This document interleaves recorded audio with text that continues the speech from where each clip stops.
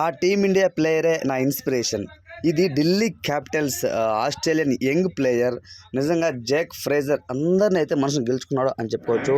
Power ప్లేలో తనకున్న strike rate నాకు తెలిసి ఎవరికి లేదనమాట. అభిషేక్ శర్మ, ట్రావెస్ హెడ్ వీళ్ళకి మించి ఆడుతున్నాడు అని అంటూ టాక్ వినిపిస్తూ ఉంది. వినిపించడమే కాదు, మనం అందరం చూస్తున్నాం. ముంబైతో కానివచ్చు, సన్ రైజ్ మ్యాచ్తో కానివచ్చు, కోల్కతా మ్యాచ్లో కానివచ్చు విధ్వంసం సృష్టించాడు అని చెప్పుకోవడంలో ఎటువంటి సందేహం లేదు. సో అలాంటి ప్లేయరు తన ఇన్స్పిరేషన్ ఎవరు అని ఒక ఇంటర్వ్యూలో అడగగా, నా inspiration Indian player Virat Kohli నా ఇన్స్పిరేషన్ అంటూ చెప్పుకొచ్చారనమాట.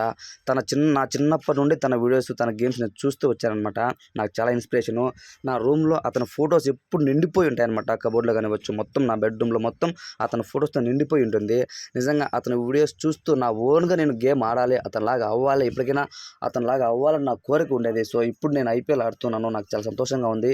నా ఫస్ట్ ఇన్స్పిరేషన్ మాత్రం విరాట్ కోహ్లీనే. విరాట్ కోహ్లీ లాంటి ప్లేయర్ నాకు తెలిసి ఎవరూ లేరు అంటూ విరాట్ కోహ్లీని ఆకాశానికి ఎత్తాడు అని చెప్పుకోవచ్చు.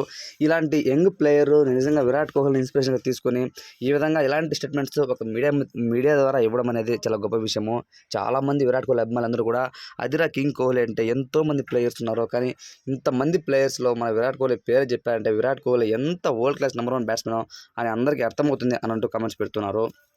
విరాట్ కోహ్లీ ఫ్యాన్స్ అయితే పండగ చేసుకుంటున్నారు అని చెప్పుకోవడంలో ఎటువంటి సందేహం లేదు. ఒక రకంగా చెప్పాలంటే విరాట్ కోహ్లీ సైతం బెంగళూరు సైతం అతనితో వణికిచ్చారనమాట అతని బ్యాటింగ్తో.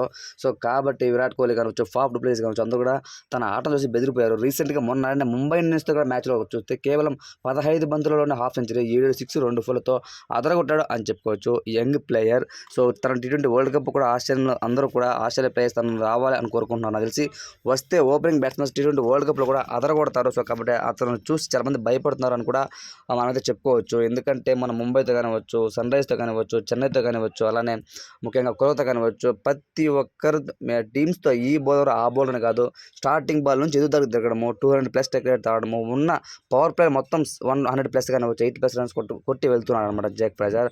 సో జాక్ ఫ్రేజర్ చెప్పిన మాటలపై, విరాట్ కోహ్లీ మాటలపై మీ ఒపీనియన్ ఏంటంటే కామెంట్ తెలియచేయండి. Thanks for watching.